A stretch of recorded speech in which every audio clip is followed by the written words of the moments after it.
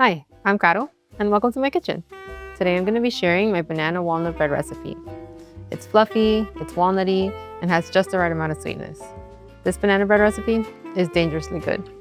As soon as it's out of the oven and just a little bit cooled down, I start picking at it one slice at a time until I pretty much finish the whole thing in one day. It's great with coffee in the morning or just throughout the day for a little sweet treat. Let's bake it together.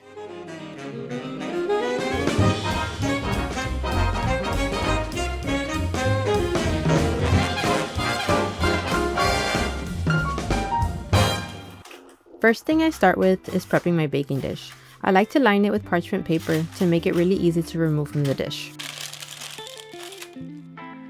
Next, I'll set my oven to preheat to 350 degrees.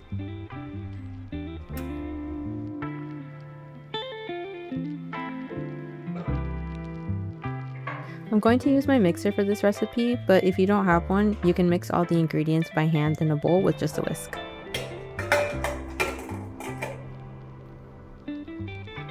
I'm going to fit the mixer with the paddle attachment and mix the wet ingredients first.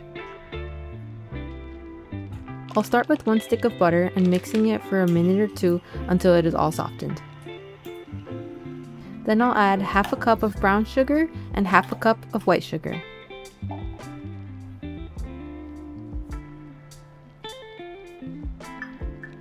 Now we'll mix the butter and sugar on medium speed for 2 to 3 minutes until it is fluffy and all the sugar is mixed into the butter. Make sure to scrape down the sides and the bottom of the bowl to make sure that all the butter and sugar are incorporated.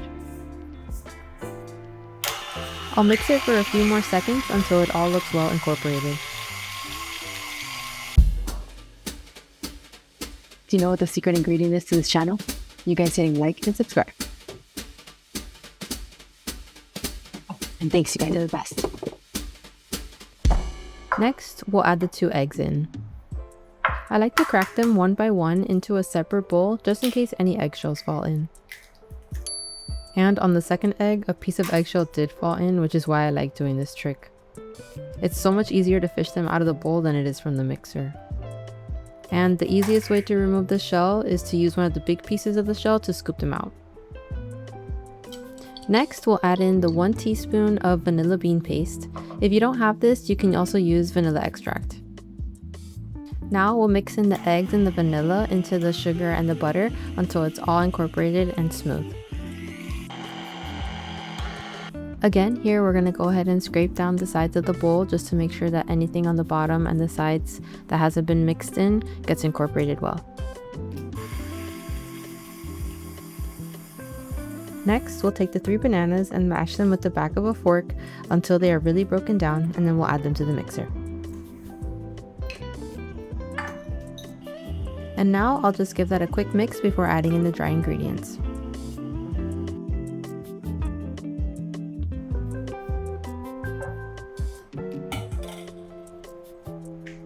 Now we'll prepare the dry ingredients. We'll add the 1 cup of all-purpose flour, 1 teaspoon of baking soda, 1.5 teaspoons of baking powder, and 3/4 teaspoon of salt. I like to sift the dry ingredients to make sure that there are no lumps. After those ingredients are sifted, I add in the half a cup of oats and the 1/4 teaspoon of cinnamon, and then I add all that into the mixer with the wet ingredients. I'll give that a mix just until everything comes together. Then I'll chop the half a cup of walnuts. I just want to make sure that they are all roughly the same size here.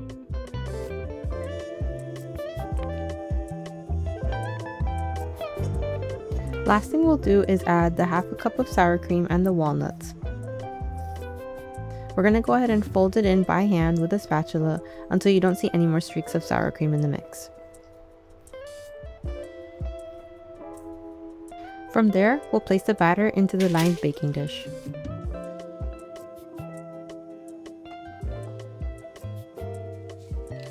I like to spread it out into the corners to make sure there's no gaps and smoothen the top.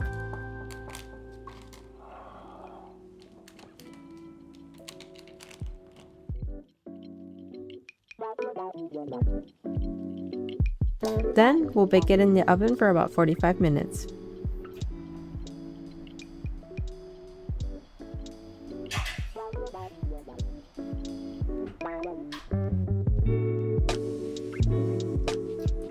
After 45 minutes, I'll take a long wooden skewer and test the middle to make sure it's cooked through.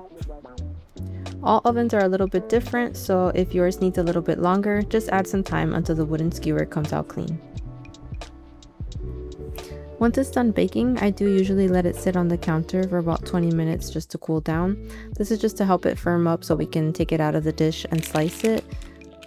Now that this one is nice and cooled down, we can take it out of the pan and slice into it.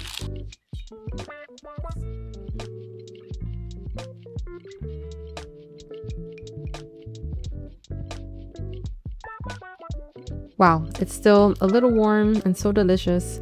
It's super fluffy, not too dense, and you can taste the sweet banana. You also have the crunch and the nuttiness from the walnuts. It's just such a good combo of flavors.